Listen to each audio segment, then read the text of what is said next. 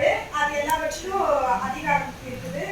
யூதான் புறஜாதிகள் திட்டப்பட்டது அதுவும் எபிரேயர், லூக்கா, அப்புறம் கலத்தியர், இது எல்லாவற்றிலும் இருக்குது.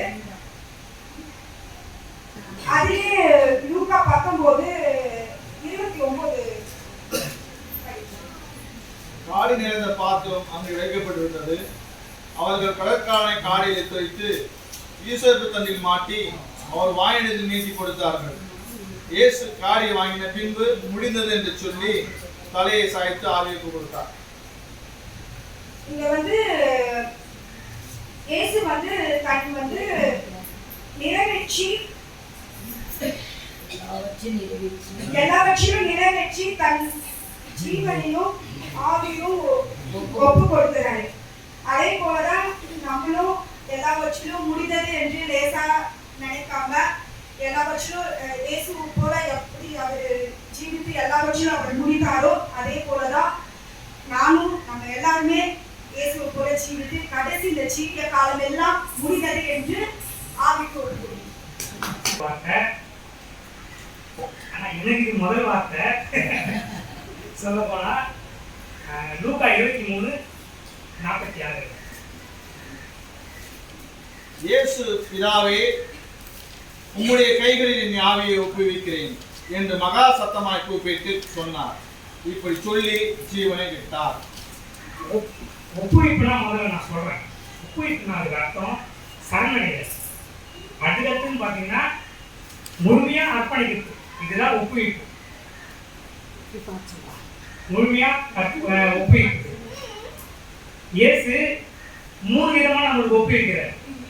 ஃபர்ஸ்ட்னு பார்த்தீங்கன்னா பலியாக, ரெண்டாவது பார்த்தீங்கன்னா பாவமே இல்லாம, மூணாவது பார்த்தீங்கன்னா பாதுகாப்பா ஒப்புவிக்கிறார். சரி, ஃபர்ஸ்ட் பலியாக பார்க்கலாம். கலாத்தியர் 1:4.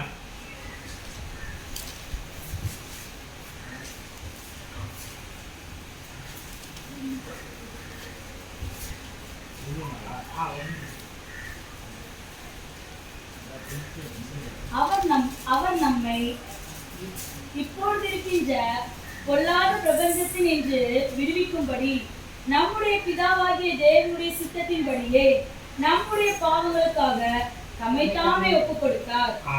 இதுதான் நம்ம பாவம் செய்யறதுக்கு முன்னாடியே கல்வாரி மலையில மக்களுக்காக போய் ஒப்புவிப்பதுனா இயேசு மட்டும்தான்.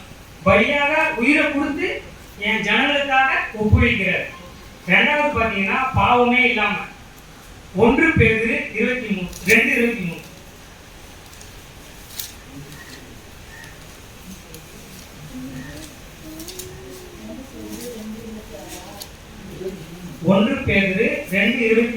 அவர் வைக்கப்படும் போது பதில் வையப்படும் போது பதில் வையாமலும் பாடுபடும் பொழுது பயமுறுத்தாமலும் நியாயமாய் தீர்ப்பு செய்கின்றவருக்கு தம்மை ஒப்புவித்தார்.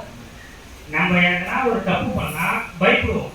ஆனா கடவுள் தப்பு பண்ணாமே பயமே இல்லாம எல்லாரும் சொல்றதுக்கு முன்னாடி அவரே ஒத்துனார். சரி, நான் என் மக்களுக்காக பாவத்தை ஒப்புக்கிறேன் அப்படின்னு. மூணாவது பார்த்தீங்கன்னா 2 தீமோத்தேயு 1:12.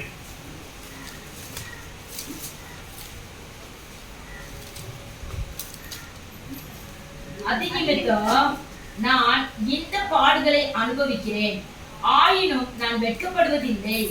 ஏனென்றால் நான் விசுவாசிக்கிறவர் இன்னார் என்று அறிவேன். நான் அவரிடத்தில் ஒப்பு கொடுத்ததை அவர் அந்நாள் வரைக்கும் காத்துக்கொள்ள வல்லவராய் இருக்கிறார் என்று நிச்சயித்தும் இருக்கிறேன். அதிநிமித்தம் நான் இந்த பாடுகளை அனுபவிக்கிறேன். மக்களுக்காக நான் எல்லா பாடுகளையும் அனுபவிக்கிறேன். ஆனா அதை நினைச்சு நான் வெட்கப்படல.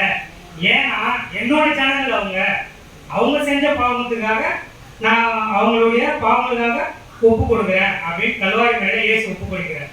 அவ்வளவுதான்.